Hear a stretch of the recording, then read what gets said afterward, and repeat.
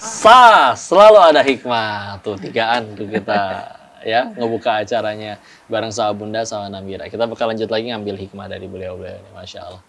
Jadi kalau kita narik ke belakang, Bunda bisa ceritain nggak perjuangan Namira dari kecil menghadapi keterbatasan itu? Ya ke lingkungan nggak tahu ya, mungkin ada yang mulutnya juga kurang baik, jahat. Pernah nggak beliau sedih tahu-tahu pulang, aku diledekin mah, terus tapi akhirnya dikuatin lagi sama Bunda atau gimana? Atau mungkin selalu ceria emang anaknya dari kecil?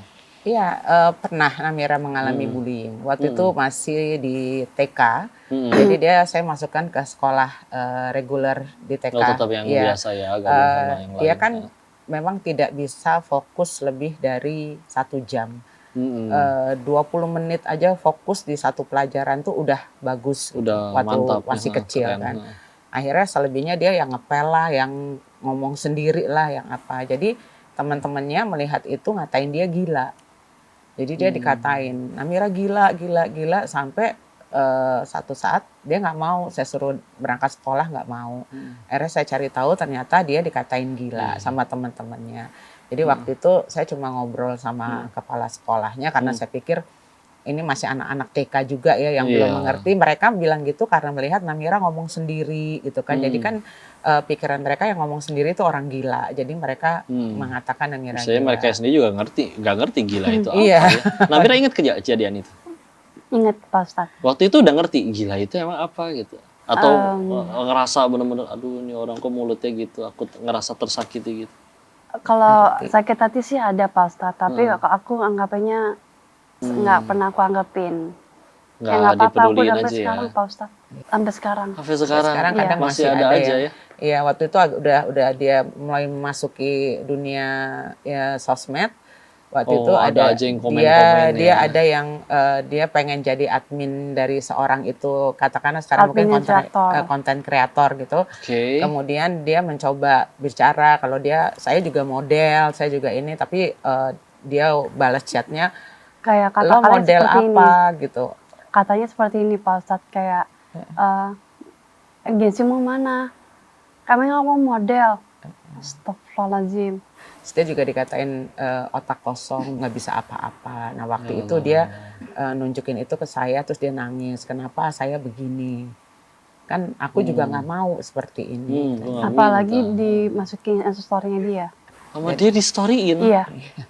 Innalillahi. Kemudian saya kuatkan dia bahwa saya bilang Allah itu maha baik, bahwa Allah menjadikan Namira seperti ini untuk membuat Namira itu spesial. Saya bilang. Betul.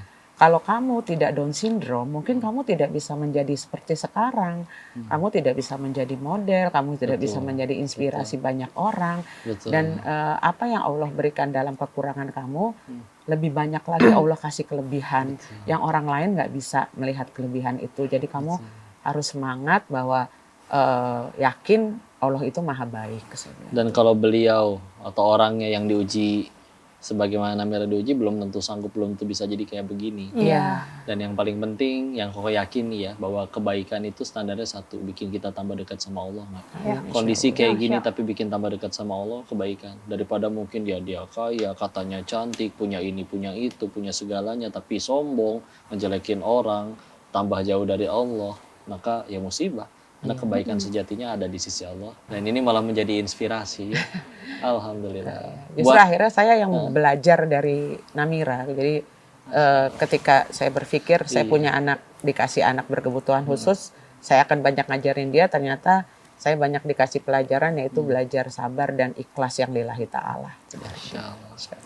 Terus Namira kalau lagi kayak misalnya capek, lelah, namanya berjuang, bahkan bersaing dengan sekian banyak orang, ada yang mulutnya jahat dan lain-lain. Yang nguatin Namira apa biasa? Kalau lagi down, lagi capek? Berdoa dalam hati untuk menguatkan diri. Aku yakin aku bisa dan aku harus jalan itu semua. Walaupun Tuhan dekat di aku dan sering miskin juga. Jadi didoain aja dalam hati, udah nanti sisanya Allah yang mudahkan. Iya. Ya, alhamdulillah. Terus targetnya ke depan, harapannya Namira pengen ngapain lagi nih? Selain sekarang udah merambah, tadi katanya udah tari, udah bikin jadi konten kreator juga, bahkan bisa acting. Ada target-target apa lagi yang ke depan? Action bareng dengan om saya sendiri Pak Ustadz. Oh iya? Iya. Omnya untuk apa? Film gitu atau bikin konten? Iya, omnya di bidang film Bunda. Iya, Beda, aktor. omnya Tio Pakusadewo omnya. Oh iya, ini ponakannya Om Tio Pakusadewo. Masya Allah. Ternyata ponakannya Om Tio, alhamdulillah. Berarti sering ketemu beliau. Satu Masya Allah. rumah, Satu rumah, satu atap. setiap hari satu rumah. Masya Allah, tabarakallah, ya. Alhamdulillah. Nanti kalau menantikan hasil karyanya beliau main tampil bareng. Nah ini inspiratif banget ya. Jadi emang suka acting juga? Suka, Pak Ustadz. Masya Allah. Susah nggak sih latihan Enggak. acting? Karena aku ngedrama sendiri. Kadang kan dapat. Oh, meranin diri sendiri Iya. gitu ya. Jadi dapat banget feel-nya ya. Iya, Pak Ustadz. Alhamdulillah. Terus tapi bisa gitu pas acting nangis beneran sampai netesin air mata.